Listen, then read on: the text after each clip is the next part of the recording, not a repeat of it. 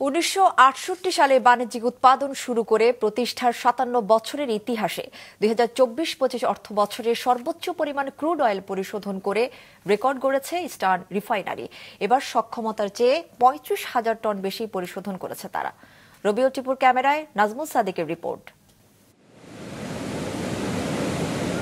দেশের একমাত্র রাষ্ট্রায়ত্ত জ্বালানি তেল শোধনাগার ইস্টার্ন রিফাইনারি লিমিটেড ইআরএল আমদানিকৃত ক্রুড অয়েল পরিশোধন করে LPG, petrol, octane, kerosene, diesel ও ফার্নেস অয়েল সহ মোট 14 ধরনের পেট্রোলিয়াম পণ্য উৎপাদন করে প্রতিষ্ঠানটি।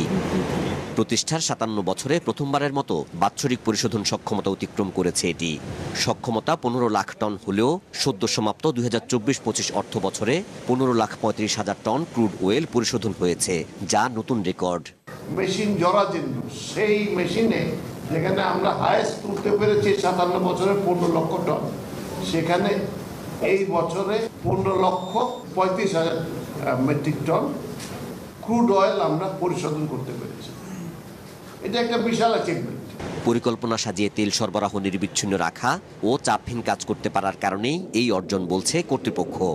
যারা ক্রুড যে প্ল্যান করে, ধরেন এই যে এই অর্থবছর শুরু হয়ে গেল, আমাদের যে এই অর্থবছর যে ক্রুডটা আসবে এটি যে ধারাবাহিকভাবে সুন্দরভাবে ঠিকমতো আনা, এটা হচ্ছে প্রথম শর্ত আমাদের প্রসেস। আমি যদি ক্রুড না থাকি আমি কিন্তু 15 লক্ষ টন আমি এটা প্রসেস করতেই পারবো না। তো এই বিষয়টা আমাদের সাপ্লাই চ্যানেল বা যেটা এটা সুচারুভাবে কাজ করেছে, কোনো গ্যাপ হয়নি।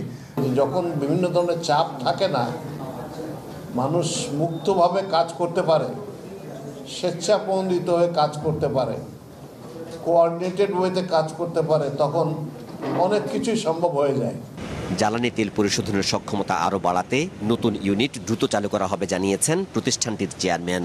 তখন পরিশোধন সক্ষমতা হবে 45 লাখ টন। ইআরএল এর রিকোয়ারমেন্ট, আমি 10 মাস এই কোম্পানির সাথে জড়িত আছি। প্রথম দিন থেকে আমরা চেষ্টা করে যাচ্ছি এবং তার একাংশের কাজ খুব অনতিবিলম্বেই শুরু হয়ে যাবে। আমাদের নকশা, ডিজাইন সব কমপ্লিট। এখন খালি টাকা পয়সাটার একটু ব্যবস্থা করা এবং ডিপিপি সহ যা করা সেগুলো করা হচ্ছে। একই সাথে মহেশখালীতে পরিশোধনাগার নির্মাণের পরিকল্পনাও আছে কর্তৃপক্ষের। নাজমুল সাদিকি, মাছরাঙ্গা সংবাদ, চট্টগ্রাম।